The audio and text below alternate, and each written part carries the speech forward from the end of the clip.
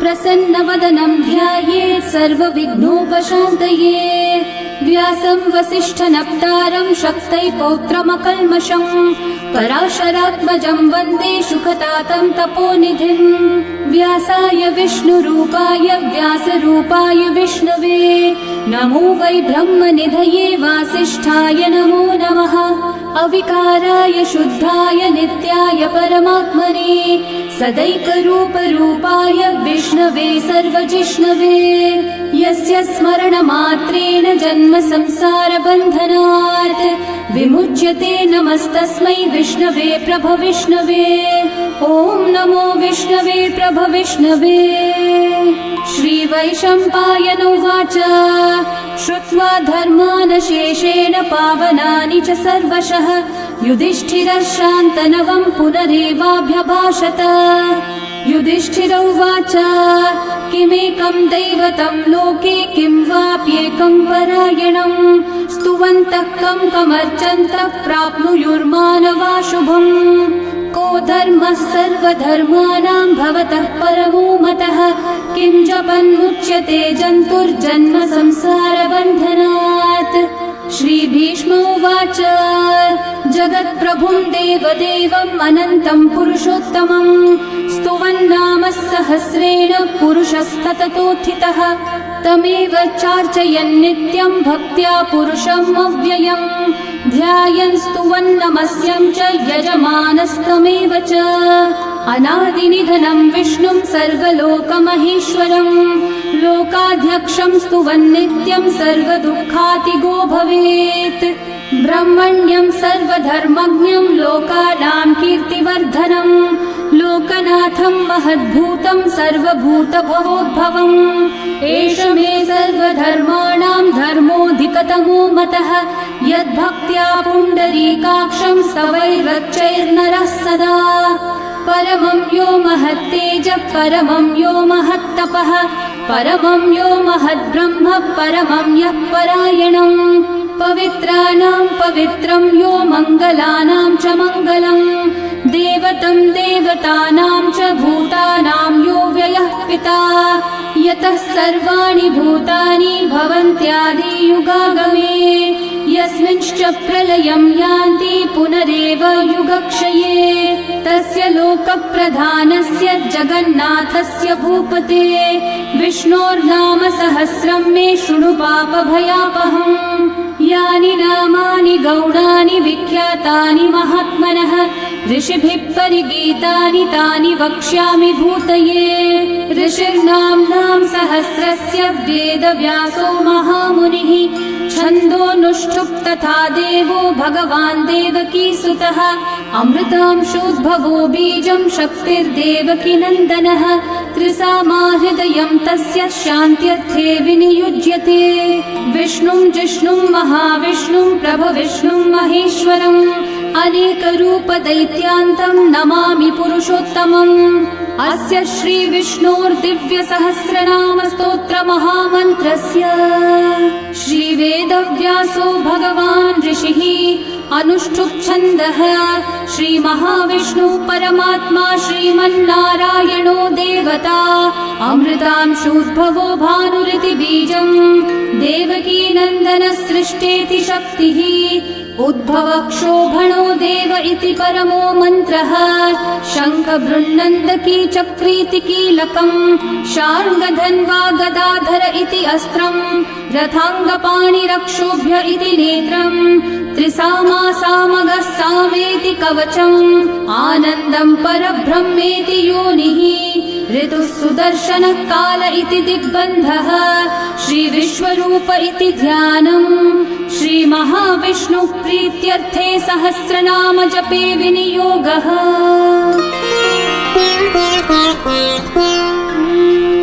ध्यानम् क्षीरोधन्वत्प्रदेशे शुचिमणिविलसत्सैकते मौक्तिकानां माला क्लृप्तासनस्थस्फटिकमणिनिभैर्मौक्तिकैर्मण्डिताङ्गः शुभ्रैरभ्रैरतभ्रैरुपरि विरचितैर्मुक्तपीयूषवर्षैः आनन्देन पुनीयादरिनलिनगदा शङ्खपाणिर्मुकुन्दः भुःपादौ यस्य नाभिर्वियदसुरनिलश्चन्द्रसूर्यौ च नेत्रे कर्णावाशाशिरौ द्योर्मुखमपि दहनो यस्य वास्तेयमब्धिः अन्तस्थं यस्य विश्वं सुरनरखगो भोगि गन्धर्वदैत्यैः चित्रं रम्यते तं त्रिभुवन विपुषं विष्णुमीशं नमामि। ॐ नमो भगवते वासुदेवाय। शान्ताकारं भुजगशयनं पद्मनाभं सुरेशं विश्वाधारं गगनसदृशं मेघवर्णं शुभाङ्गं लक्ष्मीकान्तं कमलनयनं योगिहृद्ध्यानगम्यं वन्दे विष्णुं भवभयहरं सर्वलोकैकनाथम्। मेघश्यामं पीतकौशेयवासं श्रीवत्साङ्कं कौस्तुभोद्भासिताङ्गं पुण्योपेतं पुण्डरीकायताक्षं विष्णुं वन्दे सर्वलोकैकनाथम्। नमः समस्तभूतानामादिभूताय भूभृते अनेकरूपरूपाय विष्णवे प्रभविष्णवे सशङ्खचक्रं सकिरीटकुण्डलं सपीतवस्त्रं सरसीरुहेक्षणं सहारवक्षस्थलशोभिकौस्तुभं नमामि विष्णुं शिरसा चतुर्भुजम्। छायायां पारिजातस्य हेमसिंहासनोपरि आसीनमम्बुदश्याममायताक्षम् अलङ्कृतम् चन्द्राननं चतुर्बाहुं श्रीवत्साङ्कितवक्षसं रुक्मिणी सत्यभामाभ्यां सहितं कृष्णमाश्रये। ॐ विश्वं विष्णुर्वषट्कारो भूतभव्यभवत्प्रभुः भूतकृद्भूतभृद्भावो भूतात्मा भूतभावनः भूतात्मा परमात्मा च मुक्तानां परमागतिः अव्ययः पुरुषः साक्षी क्षेत्रज्ञोऽक्षर एव च योगो योगविदां नेता प्रधानः पुरुषेश्वरः नारसिंहः वपुः श्रीमान् केशवः पुरुषोत्तमः सर्वः शर्वः शिवस्थाणोर्भूतादिर्निधिरव्ययः सम्भवो भावनो भर्ता प्रभवः प्रभुरीश्वरः स्वयंभू शम्भुरादित्यः पुष्कराक्षो महास्वनः अनादिनिधनो धाता विधाता धातुरुत्तमः अप्रमेयो ऋषिकेशः पद्मनाभोऽमरः प्रभुः विश्वकर्मा मनुस्त्वष्टा स्थविष्ठस्थविरो ध्रुवः अग्राह्यः शाश्वतः कृष्णो लोहिताक्षः प्रतर्दनः प्रभुतस्त्रिककुब्धामः पवित्रं मङ्गलं परम् ईशानः प्राणदः प्राणो ज्येष्ठः श्रेष्ठः प्रजापतिः हिरण्यगर्भो भूगर्भो माधवो मधुसूदनः ईश्वरो विक्रमी धन्वी मेधावी विक्रमक्रमः अनुत्तमो दुराधर्षः कृतज्ञः कृतिरात्मवान् सुरेशः शरणं शर्म विश्वरेतः प्रजाभवः अहः संवत्सरो व्याळः प्रत्ययः सर्वदर्शनः अजः सर्वेश्वरः सिद्धिः सिद्धि सर्वादिरच्युतः वृषा कपिरमेयात्मा सर्वयोगविनिःसृतः वसुर्वसुमना सत्यः समात्मा संमितः समः अमोघः पुण्डरीकाक्षो वृषकर्मा वृषाकृतिः रुद्रो बहुशिरा बभ्रुर्विश्वयोनिः शुचिश्रवाः अमृतः शाश्वतस्थाणुर्वरारोहो महातपाः सर्वगः सर्वविद्भानुः विश्वक्सेनो जनार्दनः वेदो वेदविदव्यङ्गो वेदाङ्गो वेदवित्कविः लोकाध्यक्षः सुराध्यक्षो धर्माध्यक्षः कृताकृतः चतुरात्मा चतुर्व्यूहश्चतुर्दंष्ट्रश्चतुर्भुजः भ्राजिष्णुर्भोजनं भोक्ता सहिष्णुर्जगदादिजः अनघो विजयो जेता विश्वयोनिः पुनर्वसुः उपेन्द्रो वामनः प्रांशुरमोघः शुचिरूर्चितः अतीन्द्रः सङ्ग्रहः सर्गो धृतात्मा नियमो यमः वेद्यो वैद्यः सदा योगी वीरः माधवो मधुः अतीन्द्रियो महामायो महोत्साहो महाबलः महाबुद्धिर्महावीर्यो महाशक्तिर्महाद्युतिः अनिर्देश्य वपुः श्रीमान् अमेयात्मा महाधृतक् महेश्वासो महीभर्ता श्रीनिवासः सतां गतिः अनिरुद्धः सुरानन्दो गोविन्दो गोविदाम्पतिः मरीचिर्दमनो हंसः सुपर्णो भुजगोत्तमः हिरण्यनाभः सुतपः पद्मनाभः प्रजापतिः अमृत्युः सर्वदृक्सिंहः सन्धाता सन्धिमान् स्थिरः अजो दुर्मशनः शास्ता विश्रुतात्मा सुरारिः गुरुर्गुरुतमो धामः सत्यः सत्यः पराक्रमः निमिषो निमिषस्रग्विवाचस्पतिरुदारधीः अग्रणीर्ग्रामणी श्रीमान् न्यायो नेता समीरणः सहस्रमूर्धा विश्वात्मा सहस्राक्षः सहस्रपात् आवर्तनो निवृत्तात्मा संवृतः सम्प्रमर्दनः अहः संवर्तको वह्निरनिलो धरणीधरः सुप्रसादः प्रसन्नात्मा विश्वदृग्विश्वभुग्विभुः सत्कर्ता सत्कृतः साधुर्जन्मुर्नारायणो नरः असंख्येयो प्रमेयात्मा विशिष्टः शिष्टकृच्छुचिः सिद्धार्थः सिद्धसङ्कल्पः सिद्धिदः सिद्धिसाधनः वृषाही वृषभो विष्णुर्वृषपर्वा वृषोदरः वर्धनो वर्धमानश्च विविक्तः श्रुतिसागरः सुभुजो दुर्धरो वाग्मी महेन्द्रो वसुदो वसुः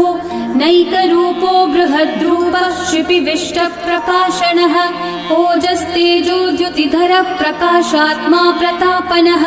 ऋद्धस्पष्टाक्षरो मन्त्रश्चन्द्रांशूर्भास्करद्युतिः अमृतांशूद्भवो भानुर्शशबिन्दुः सुरेश्वरः औषधं जगतः सेतुः सत्यधर्मः पराक्रमः भूतभव्यभवन्नाथः पवनः पावनो नलः कामः कामकृत्कान्तः कामः कामप्रदः प्रभुः युगादिकृद्युगावर्तो नैकमायो महाशनः अदृश्यो व्यक्तरूपश्च सहस्रजिदनन्तजित् इष्टो विशिष्टशिष्टेष्ठः शिखण्डी नहुषो वृषः क्रोधः क्रोधकृत्कर्ता विश्वबाहुर्महीधरः अच्युतः प्रथितः प्राणः प्राणदो वासवानुजः अपान्निधिरधिष्ठानम् अप्रमत्तः प्रतिष्ठितः स्कन्दस्कन्दद्धरो धुर्यो वरदो वायुवाहनः वासुदेवो बृहद्भानुरादिदेवः पुरन्दरः अशोकस्थारणस्थारः शूरः शौरिर्जनेश्वरः अनुकूलः शतावर्तः पद्मी पद्मनिभीक्षणः पद्मनाभोरविन्दाक्षः पद्मगर्भः शरीरभृत् महर्धिरिग्धो वृद्धात्मा महाक्षो गरुडध्वजः अतुलः शरभो भीमः समयज्ञो हविर्हरिः सर्वलक्षणलक्षण्यो लक्ष्मीवान् समितिञ्जयः विक्षरो रोहितो मार्गो हेतुर्दामोदरः सहः महीधरो महाभागो वेगवानमिताशनः उद्भवक्षोभणो देवः श्रीगर्भः परमेश्वरः करणं कारणं कर्ता विकर्ता गहनो गुहः व्यवसायो व्यवस्थानः संस्थानस्थानदो ध्रुवः परर्धि परमस्पष्टः तुष्टः पुष्टः शुभेक्षणः रामो विरामो विरतो मार्गो नेयो नयो नयः वीरशक्तिमतां श्रेष्ठा धर्मो धर्मविदुत्तमः वैकुण्ठः पुरुषः प्राणः प्राणदः प्रणवपृथुः हिरण्यगर्भः शत्रुघ्नो व्याप्तो वायुरधोक्षजः ऋतुः सुदर्शनः कालः परमेष्ठी परिग्रहः उग्रः संवत्सरो दक्षो विश्रामो विश्वदक्षिणः विस्तारस्थावरस्थाणुः प्रमाणं बीजमव्ययम् अर्थोऽनर्थो महाकोशो महाभोगो महाधनः अनिर्विण्णस्थविष्ठो भूर्धर्मयूपो महामखः नक्षत्रनेमिर्नक्षत्री क्षामः क्षामः समीहनः यज्ञयुज्यो महेज्यश्च क्रतुः सत्रं सताङ्गतिः सर्वदर्शी विमुक्तात्मा सर्वज्ञो ज्ञानमुत्तमम् सुव्रतः सुमुखः सूक्ष्मः सुघोषः सुखदः सुहृत् मनोहरोजितक्रोधो वीरबाहुर्विदारणः स्वापनस्ववशो व्यापी नैकात्मानैककर्मकृत् वत्सरो वत्सलो वत्सी रत्नगर्भो धनीश्वरः धर्मगुग्धर्मकृद्धर्मी सदसक्षरमक्षरम् अविज्ञाता सहस्रांशूर्विधाता कृतलक्षणः गभस्तिनेमि सत्त्वस्थः सिंहो भूतमहेश्वरः आदिदेवो महादेवो देवेशो देवभृद्गुरुः उत्तरो गोपतिर्गोप्ता ज्ञानगम्यः पुरातनः शरीरभूतभृद्भोक्ता कपीन्द्रो भूरि दक्षिणः सोमपोऽमृतपः सोमः पुरुजित्पुरुसत्तमः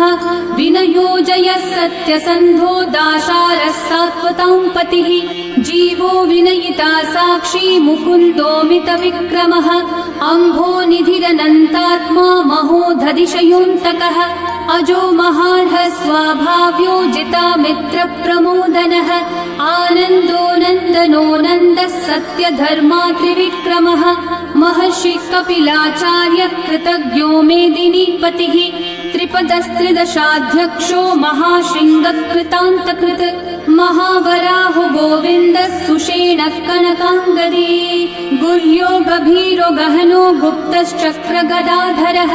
वेधास्वाङ्गोचितः कृष्णो दृढसङ्कर्षणोच्युतः वरुणो वारुणो वृक्षः पुष्कराक्षो महामनाः भगवान् भगहानन्दी वनमाली हलायुधः आदित्यो ज्योतिरादित्यः सहिष्णुर्गतिसत्तमः सुधन्वाखण्डपरशुर्दारुणो द्रविणप्रदः दिवस्पृक् सर्वदृग्व्यासो वाचस्पतिरयो निजः त्रिसामासामगः सामन्निर्वाणं भेषजम्भिषक् सन्न्यासकृच्छमः शान्तो निष्ठा शान्तिपरायणम् शुभाङ्गः शान्तिदसृष्टा कुमुदः कुवलेशयः गोहितो गोपतिर्गोप्ता वृषभाक्षो वृषप्रियः अनिवर्ती निवृत्तात्मा संक्षेप्ताक्षेमकृच्छिवः श्रीवत्सवक्षा श्रीवास श्रीपति श्रीमतांवरः श्रीधर श्रीश श्रीनिवास श्रीनिधि श्रीविभावनः श्रीधर श्रीकर श्रेय श्रीमान् लोकत्रयाश्रयः स्वक्षस्वङ्गः शतानन्दो नन्दिर्ज्योतिर्गणेश्वरः विजितात्मा विधेयात्मा सत्कीर्तिश्चिन्न संशयः उदीर्णः सर्वतश्चक्षुरनीशः शाश्वतस्थिरः भूषयो भूषणो भूतिर्विशोकः शोकनाशनः अर्चिष्मान् अर्चितः कुम्भो विशुद्धात्मा विशोधनः अनिरुद्धो प्रतिरथ प्रद्युम्नोमितविक्रमः कालनेमी निहावीरः शौरी शूरजनेश्वरः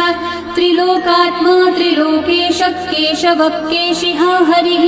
कामदेवः कामपालः कामिकान्तः कृतागमः अनिर्देश्य वपुर्विष्णु वीरोऽनन्तो धनञ्जयः ब्रह्मण्यो ब्रह्मकृद् ब्रह्मा ब्रह्म ब्रह्म विवर्धनः ब्रह्मविद् ब्राह्मणो ब्रह्मी ब्रह्मज्ञो ब्राह्मणप्रियः महाक्रमो महाकर्मा महातेजा महोरगः महाक्रतुर्महायज्वा महायज्ञो महाहविः स्तव्यस्तव प्रियस्तोत्रं स्तुतिस्तोतारणप्रियः पूर्णपूरयिता पुण्यकीर्तिरणामयः मनोजवस्तीर्थकरो वसुरेता वसुप्रदः वसुप्रदो वासुदेवो वसुर्वसुमनाहविः सद्गति सत्कृति सत्ता सद्भूति सत्परायणः शूरसेनो यदुश्रेष्ठः सन्निवासः सुयामुनः भूता वासो वासुदेवः सर्वासु निलयो नलः दर्पः दर्पदो दृप्तो दुर्धरोऽथा पराजितः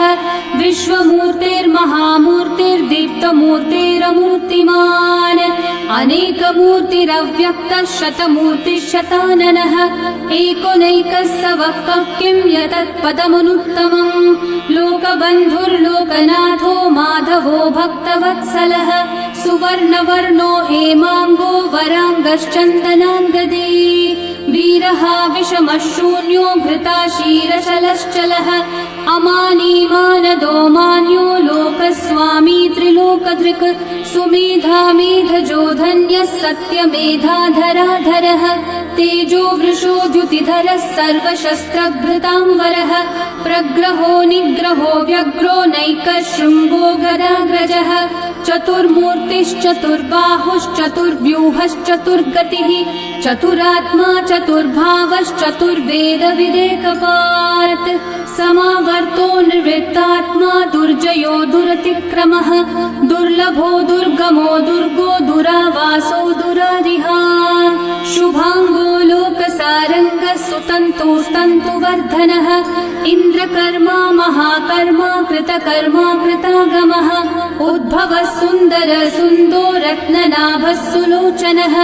अर्को वाजस्सनः शृङ्गी जयन्तः सर्वविजयी सुवर्णबिन्दु रक्षोभ्यः सर्ववागीश्वरेश्वरः महाहृदो महागर्तो महाभूतो महानिधिः कुमुदः कुन्दरः कुन्दः पर्जन्यः पावनो निलः अमृताशो मृतवपुः सर्वज्ञः सर्वतोमुखः सुलभः सुव्रतः सिद्धः शत्रुजिच्छत्रुतापनः न्यग्रोधोदम्बरोऽश्वत्थः चाणूरान्ध्रनिषूदनः सहस्रार्ची सप्तजिह्वा सप्तैधा सप्तवाहनः अमूर्तिरनघोचिन्त्यो भयकृद्भयनाशनः अनुर्बृहत्कृशस्थूलो गुणवृन्निर्गुणो महान् अधृतः स्वधृतः स्वास्य प्राग्वंशो वंशवर्धनः भारभृत्कथितो योगी योगीशः सर्वकामदः आश्रमः श्रामः सुपर्णो वायुवाहनः धनुर्धरो धनुर्वेदो दण्डो दमयिता दमः अपराजितः सर्वसहो नियन्ता नियमो यमः सत्त्ववान् सात्विकः सत्यः सत्यधर्मपरायणः अभिप्रायप्रियार्होर्हः प्रियकृत्कृतिवर्धनः विहाय सगतिर्ज्योतिः सुरचिर्हुतभुक्विभुः रविर्विरोचनः सूर्यः सविता रविलोचनः अनन्तो हुतभुग्भोक्ता सुखदो नैकजोऽग्रजः अनिर्विण्णः सदा मर्षि लोकाधिष्ठानमद्भुतः सनातनतमः कपिलः कपिरव्ययः स्वस्तिदः स्वस्तिकृत् स्वस्ति स्वस्ति भुक् स्वस्ति दक्षिणः अरौद्रः कुण्डली चक्री विक्रमयूर्जितशासनः शब्दातिगः शब्दसः शिशिरः शर्वरीकरः अक्रूरः पेशलो दक्षो दक्षिणः क्षमिनाम्बरः विद्वत्तमो वीतभयः पुण्यश्रवणकीर्तनः उत्तारणो दुष्कृतिः पुण्यो दुःस्वप्ननाशनः वीरः रक्षणः सन्तो जीवनः पर्यवस्थितः अनन्तरूपोऽनन्तः श्रीर्जितमन्युर्भयापहः चतुर्रश्रो गभीरात्मा विदिशो व्यादिशो दिशः अनादिर्भूर्भुवो लक्ष्मी सुवीरो रुचिराङ्गदः जननो जनजन्मादि भीमो भीमपराक्रमः आधारनिलयो धाता पुष्पहासः प्रजागरः ऊर्ध्वगः सत्पथाचारः प्राणदः प्रणवप्पणः प्रमाणं प्राणनिलयं प्राणभृत्प्राणजीवनः तत्त्वं तत्त्वविदेकात्मा जन्म मृत्युजरातिगः भूर्भुवः स्वस्तरुस्तारः सविता प्रपितामहः यज्ञो यज्ञपतिर्यज्वा यज्ञाङ्गो यज्ञवाहनः यज्ञभृद्यज्ञकृद्यज्ञी यज्ञगुह्यज्ञसाधनः यज्ञातकृद्यज्ञगुह्यामन्नमन्नादयेव च आत्मयोनिः स्वयं जातो वैखानः सामगायनः देवकीनन्दनः सृष्टा शितीशः पापनाशनः शङ्खवृन्नन्दकी चक्री शार्ङ्गधन्वा गदाधरः रथाङ्गपाणिरक्षोभ्यः सर्वप्रहरणायुधः सर्वप्रहरणायुध ॐ नम इति वनमाली गदी शार्ङ्गी शङ्खी चक्री च नन्दकी श्रीमान्नारायणो विष्णुर्वासुदेवोऽभिरक्षतु वनमाली गदी शार्ङ्गी शङ्खी चक्री च नन्दकी श्रीमान्नारायणो विष्णुर्वासुदेवोऽभिरक्षतु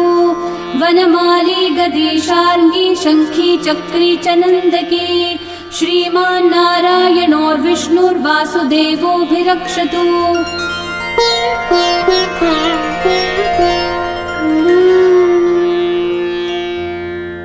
इति इतीदं कीर्तनीयस्य केशवस्य महात्मनः नाम्नां सहस्रं दिव्यानाम् अशेषेण प्रकीर्तितम् य इदं शृणुयान् नित्यं यश्चापि परिकीर्तयेत् न शुभं प्राप्नुयात् किञ्चित् सोमुत्रेह च मानवः वेदान्तगो ब्राह्मणः स्यात् क्षत्रियो विजयी भवेत् वैश्यो धनसमृद्धः स्यात् शूद्रः सुखमवाप्नुयात् धर्मार्थी प्राप्नुयात् धर्मम् अर्थार्थी चार्थमाप्नुयात् कामानवाप्नुयात् कामी प्रजार्थी चाप्नुयात् प्रजाम् भक्तिमान् यः सदोत्थाय शुचिस्तद्गतमानसः सहस्रं वासुदेवस्य नाम्नामेतत् प्रकीर्तयेत् यशः प्राप्नोति विपुलं याति प्राधान्यमेव च अचलां श्रियमाप्नोति श्रेय प्राप्नोत्यनुत्तमम् न भयं क्वचिदाप्नोति वीर्यं तेजश्च विन्दति भवत्यरोगो द्युतिमान् बलरूपगुणान्वितः रोगार्तो मुच्यते रोगात् बद्धो मुच्येत बन्धनात् भयान् मुच्येत भीतस्थो मुच्येतापन्न आपदः दुर्गान्यतितरत्याशु पुरुषः पुरुषोत्तमम् स्तुवन्नाम सहस्रेण नित्यं भक्ति समन्वितः वासुदेवाश्रयो मर्त्यो वासुदेवपरायणः सर्वपापविशुद्धात्मा याति ब्रह्म सनातनम् न वासुदेव भक्तानामशुभं विद्यते क्वचित् जन्म मृत्यु जरा व्याधि भयं नैवोपजायते इमं स्तवमधीयानः श्रद्धा भक्ति समन्वितः युज्येतात्मसुखः शान्ति श्रीधृति स्मृतिकीर्तिभिः न क्रोधो न च मात्सर्यं न लोभो नाशुभा मतिः भवन्ति कृतपुण्यानां भक्तानां पुरुषोत्तमे द्यौस चन्द्रार्कनक्षत्राखं दिशो भूर्महो दधिः वासुदेवस्य वीर्येण विदतानि महात्मनः ससुरासुरगन्धर्वं सयक्षोरगराक्षसं जगद्वशे वर्ततेदं कृष्णस्य सचराचरम् इन्द्रियाणि मनोबुद्धिः सत्त्वं तेजो बलं द्युतिः वासुदेवात्मकन्याहुः क्षेत्रं क्षेत्रज्ञ एव च सर्वागमानामाचार प्रथमं परिकल्पते आचार प्रभवो धर्मो धर्मस्य प्रभुरच्युतः ऋषयः पितरो देवा महाभूतानि धातवः जङ्गमा जङ्गमं चेदं जगन्नारायणोद्भवम् योगो ज्ञानं तथा सांख्यं विद्या शिल्पादिकर्म च वेदाशास्त्राणि विज्ञानम् एतत् सर्वं जनार्दनात् एको विष्णुर्महद्भूतं पृथक् भूतान्यनेकशः त्रीन् लोकान् व्याप्य भूतात्मा भुङ्क्ते विश्वभुगव्ययः इमं स्तवं भगवतो विष्णोर्व्यासेन कीर्तितं पठ्येद्य इच्छेत् पुरुषः श्रेयः प्राप्तुं सुखानि च विश्वेश्वरमजं देवं जगतः प्रभुमव्ययं भजन्ति ये पुष्कराक्षं न ते यान्ति पराभवम् न ते यान्ति पराभवम् ॐ नमः इति अर्जुनोवाच पद्मपत्र विशालाक्ष पद्मनाभः सुरोत्तम भक्तानामनुरक्तानां त्राता भव जनार्दन श्रीभगवानुवाच यो मां नाम सहस्रेण स्तोतुमिच्छति पाण्डव सोऽहमेकेन श्लोकेन स्तुत एव न संशयः स्तुत एव न संशय ॐ नमः इति व्यास उवाच वासनाद् वासुदेवस्य वासितं भुवनत्रयम् सर्वभूतनिवासोऽसि वासुदेव नमोऽस्तुते श्रीवासुदेव नमोऽस्तुत ॐ नमः इति पार्वत्योवाच केनोपायेन लघुना विष्णोर्नाम सहस्रकम् पठ्यते पण्डितेर्नित्यं श्रोतुमिच्छाम्यहं प्रभो ईश्वरोवाच श्रीराम राम रामेति रमे रामे मनोरमे सहस्रनाम तत्तुल्यं राम नाम वरानने श्रीराम राम रामेति रमे रामे मनोरमे सहस्रनाम तत्तुल्यं राम नाम वरानने श्रीराम राम रामेति रमे रामे मनोरमे सहस्रनाम तत्तुल्यं राम नाम वरानने श्रीराम नाम वरानन ॐ नमः इति ब्रह्म उवाच नमोऽस्त्वनन्ताय सहस्रमूर्तये सहस्रपादाक्षि शिरोरुबाहवे सहस्रनाम्ने पुरुषाय शाश्वते सहस्रकोटियुगधारिणे नमः सहस्रकोटियुगधारिण ॐ नमः इति सञ्जय उवाच यत्र योगेश्वर कृष्णो यत्र पार्थो धनुर्धरः तत्र श्रीर्विजयो भूतिर्ध्रुवा नीतिर्मतिर्मम श्रीभगवानुवाच अनन्याश्चिन्तयन्तो मा ये जनाः पर्युपासते तेषां नित्याभियुक्तानां योगक्षेमं वहाम्यहम् परित्राणाय साधूनां विनाशाय च दुष्कृतां धर्म संस्थापनार्थाय सम्भवामि युगे युगे आर्ता विषण्णा शिथिलाश्च भीता घोरेषु च व्याधिषु वर्तमानाः संकीर्त्य नारायण शब्दमात्रं विमुक्तदुःखा सुखिनो भवन्तु कायेन वाचा मनसैन्द्रियैर्वा बुद्ध्यात्मना वा प्रकृते स्वभावात् करोमि यद्यत् सकलं परस्मै नारायणायेति समर्पयामि। श्री विष्णु सहस्रनाम स्तोत्रं सम्पूर्णम्।